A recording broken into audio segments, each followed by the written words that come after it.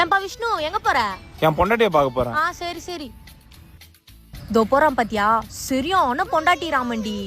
வடிவேலு மாலா மாலான்னு சுத்துற மாதிரி இவன் மஞ்சுளா மஞ்சுளான்னு முந்தானிய மோந்துன்னு சுத்துறான். மஞ்சுளா யாரி? அவன் பொண்டாட்டிடி.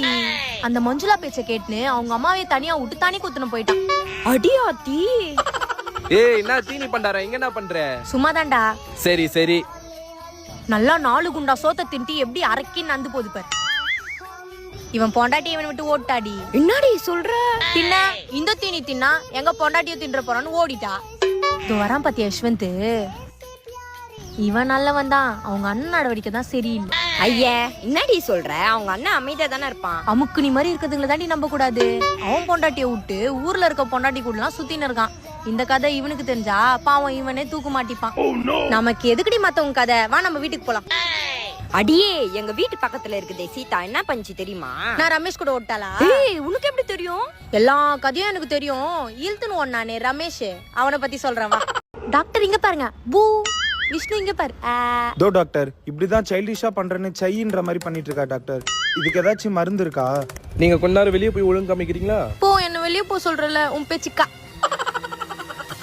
இதுக்கு மருந்தெல்லாம் எதுவும் இல்லப்பா, அவளா திருந்தினாதான் உண்டு. சின்ன வயசுல இருந்து இப்போ வரைக்கும் அவ பண்றதெல்லாம் சைல்டிஷா இருக்கு, கியூட்டா இருக்கு அப்படின்னு யாரோ சொல்லியிருக்காங்க. அதனாலதான் இந்த மாதிரி கிரிஞ்சு வேலை எல்லாம் பண்ணிட்டு இருக்கா. நீங்க சொல்றத பார்த்தா ஆமா, அவ ஆசினி மாதிரி பேசுனா, ஆசினி மாதிரி பண்ணா, ஆசினியாவே மாறிட்டா.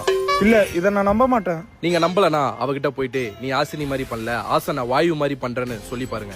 சொன்னா சொல்லி பாருங்க. சரி ஓகே டாக்டர், நீ ஆசனி மாதிரி பண்றேன்னு ஆசன வாயு மாதிரி பண்ற. நாசினி மாதிரி பண்ணலையா? நாசினி மாதிரி பண்ணலையா? எனக்கு சாக்கி வேணும். எனக்கு பொம்மை வேணும்.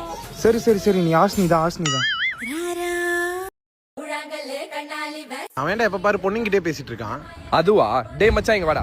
வா மச்சான். என்னடா தர்பூசணியை முழுசா முழுங்கிட்டியா? இவ்வளவு குண்டா இருக்க. நான் வரேன்டா. இப்ப நீ சிரிக்கலையா? மொக்கம் வாங்கிட்டு போயிட்டானா? இப்ப அதே ஜோக்க திரும்ப அந்த பொண்ணுகிட்ட போடுவான் பாரு. நான் மச்சான், தர்பூசணியை முழுசா முழுங்கிட்டியா? இவ்வளவு குண்டா இருக்க. விஷ்ணு செம்ம ஜோக்டா.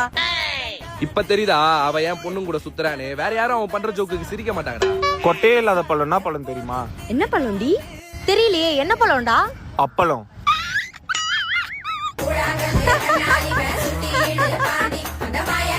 எனக்கு வாழவே பிடிக்கலடி, நான் சாக போறேன்.